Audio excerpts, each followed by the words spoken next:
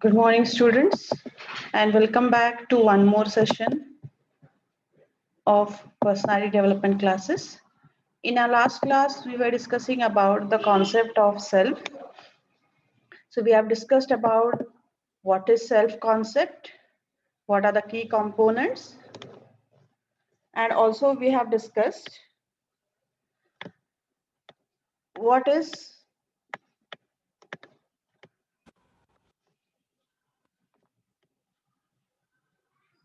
so we have also discussed what is Johari window, what are the four quadrants. So we have four quadrants in the Johari window, that is known, unknown, unseen, and camouflaged. So this is all about what you know yourself and what others know about yourself. So if you know about yourself and share it with others, we call it as the known concept. Some aspects are there where neither we know, neither others know about us. So that is called as unknown quadrant. Then camouflaged, we know about ourselves, but we hide it from others. We disguise ourselves as another person, that is camouflaged. And unseen is what others know about us, but we don't know. Say in case of, I gave you an example of Lord Hanuman. So unless somebody makes him realize, he doesn't know what he's best at. So that was all about the Johari window. We have also discussed about the three components of self, that is the perceptual self, cognition, and attitudinal self. So today we'll study in detail about what is perception and its process. So perception is nothing but, in simple terms, for example, how we see the things rather than the things being themselves. So we don't see things as they are, but we see them as we are. So whatever our mindset is there at that point of time, our approach toward things, same way we can see the world. So we can take an example of a bottle or a glass half filled with water. So when you see a half filled glass, what is the general concept you can see? So just think about it. So we can say that the bottle is, or the glass is half filled. Some other may say it is half empty. Any other choice other than these two? 70% of them may say no. These are the two possibilities, half filled, half empty. But we can have one more perspective. I may say the glass is full. Now you may feel that I am stupid, right? Yes, ignorance is always, an ignorant person always think that the other person is stupid. So let's think this way. Now when you talk about that half glass, I said half glass is liquid. The remaining half is not empty. There you have the third stage of matter, that is gas. So we have 50% gas, 50% liquid. So this is the perspective of life. So I can tell you the best way. A positive, fully satisfied person will say that the glass is full, means it is having two states of matter, half liquid, half gas. So this is how we see towards things. So a positive person will think about all the positivity around him. Okay, so we may say a negative person will always think about negative in the sense he himself has not have that kind of a consistent, or say negative aspects are more in his life. So he may say it is half empty. So we are, such people are always criticizing something or the other. Anybody does something best also, they feel okay, it's adila, or you can say, it's okay, this was not good, that was not good, because they can't see others prospering, because they themselves can't do it. Third way, I said it is half full. So but still these are positive, but they are not fully content. They are trying to find out the best in the things, but they have not reached that best part. So this is all about perception. We see the things as we are other than that thing itself. So a fully contented person will say the glass will be full. Okay, so you are contented, so you feel everything else in the world is contented. You are negative, you find negative things. So this is how perception works. You can see at the picture I have given on the screen. Okay, so here also there are two aspects. We can see a old woman and a young woman. So at the very first instance, what you see, it again depends upon what mood or what perception or what content you are in. Okay, so an old woman means there are wrinkles around, white hair, all that. So this is again trying to see the negativity of life. I'm not saying old people are bad or no. Old means in the normal sense, we are thinking about something exhausted, obsolete. So this also goes on the way we think. On the other hand, we can see a young, charming, beautiful woman, well dressed. So again, this is based on how you see the things. So now we'll go to the basic definition part. So perception is the process by which an individual organizes and interprets his sensory impressions. So whatever there is a sensation, so there is an external stimulus, something happens around you, so that impulse reaches you. Then you try to interpret, okay, chalo, maine kya dekha? What was it around? Is it good, bad? Is it related to me or not? It is as my taste or not? So if I give you a normal example, when you're moving on a road, generally boys, what will they see? Just do a quick analysis. So what do you see when you pass, walking or on a bike or a car? When you just pass by, what are the things you notice? You may see another car or a bike or maybe a beautiful girl. Okay, so based on what you like, similarly a female moves around, what will you see? So she may see something, maybe a hoarding with regard to say some jewelry or some garments, or maybe somebody is passing by, he or she is well dressed, or if that girl is having a fascination towards bikes and material things. Okay, so it's all about what you like, that things you will see. Okay, I don't like, I'm not interested, I will not see. Again, if it is an attractive color, I will notice it. If it is a dull color, I will not notice it. So a well-dressed person will be noticed. A shabby dressed person will not be noticed. Okay, so perception is about how things reach you, the external stimulus reaches you, and how you react to that environment. So it is basically trying to understand the world around us to the best of our knowledge based on our thinking capacity and original experience about that product or say object. Okay, so perception can be a meaningful interpretation, or sometimes it may be negative, positive. It tries to elaborate our basic knowledge, or it tries to we can say extend our knowledge of the external world. It gives a specific elaboration, definition, or say understanding about the world around us. Okay, so look at this picture. So when you just glance at a first moment, you feel there are rocks covered with snow. But with a keen observation, you can see that there are horses. Okay, 4 to 5 horses standing around. So that's what first impression, when same thing happens when you meet somebody. Okay, with the first few seconds, you can't tell that person is good, bad, right, wrong. So you need to go deeply into and have a keen look over it. Then only you will have a true picture about people, about things. Just with a glance, you can't say, I like it, I don't like it. But yes, at the very first glance, you can get attracted or you may get demotivated. So perception is all about that first few seconds. But with a keen observation, you can get into the reality of that object.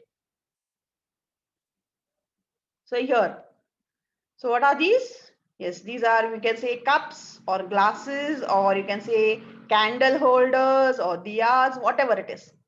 But you have a close look, you can find two people facing each other. Okay. So in the first part, we see two faces with their mouth closed. They are at a peaceful state. In the second glance, you see two people who are, say, fighting or laughing with their mouths open. So you should have a keen. In the lower picture, you can see like their mouth are hardly open. Maybe they are speaking. Okay.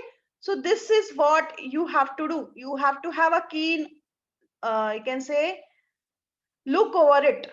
Otherwise your perception will be different. Say now it also depends upon the color. See, the background is white. You may say on the background white, black glasses are drawn, or you can may take other way around also. On a black background, white faces are drawn. So it is all upon you, how you see things, how you take it. Then we'll think about or talk about what is the process of perception. So process has a particular process, or there are certain steps. So we have 4 steps. We are having a stimulus, that is a sensation. Then we select what I like, what I don't like. Then after that, I organize it in a way so that I can store it in my memory. Then I try to interpret or translate that stimulus. So what had actually happened? What is the meaning of it? Okay, so sensation. So sensation means something external or internal stimulus. It may be somebody, you say your younger brother or sister pricks you with a needle for fun. Okay, so that is a sensation. Or somebody says something, say you're watching some comedy show. So there is a sensation outside. So something happens and you try to analyze it. Okay, so some such sensation may be external or internal, or maybe you're just keeping quiet. You have a memory about something past, maybe a good memory or a bad memory. So that is a sensation. Then you try to select uh, whatever is happening around. You only have a look at those things which you are interested, or which things are loud, which have expressed, you can say, attention. So you're selecting only those things which you like. That's why I told you an example. When you move around, based on what you like, you will see things. Somebody may see a beautiful flower or a tree. Somebody may see a bike. Somebody may see a girl or a boy. So it is all about, so what you want, and that you will select. Then you are trying to organize it in a proper manner. So you are keeping it in your storage. Say, for example, like this, something you have seen it before or not. Okay, so you are organizing that data and storing it in your memory. Then you are trying to interpret, okay, chalo, kya hua? What was happening? What is the meaning of it? So you are trying to interpret the data you have received just now. Okay, so this is the steps. So we'll go into detail. So sensation, what is sensation? It is receiving stimulus. Stimulus may be words, maybe things, maybe touch, maybe feel or color. So it can be internal or external.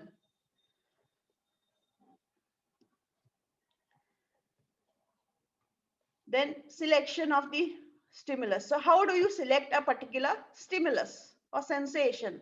So these are dependent upon internal and external factors. So external factors may be the nature, the location, size, contrast, movement, repetition, and similarity. So nature of that product means, um, say for example, what kind of a product it is. It is hard, soft, attractive, dull. Okay. Then where is it situated? Is it at a distance or it is nearby you? Okay, far off things you will not notice. A thing nearby, just past you, or a seeable distance, you will definitely notice. Then what is the size? Okay, it's a huge thing, a far off thing, you will notice. A very tiny thing around you, you may not notice. So size also does matter.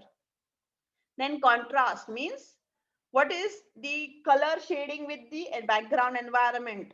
So is it camouflaged with the environment, or it is in contrast with the environment? Okay, say for example, um, say there is a plain dull road with all dirt and all. So something comes in which is very shiny, bright, you will notice it. Another thing which is dull, dark, you will not notice. So the contrast also doesn't matter.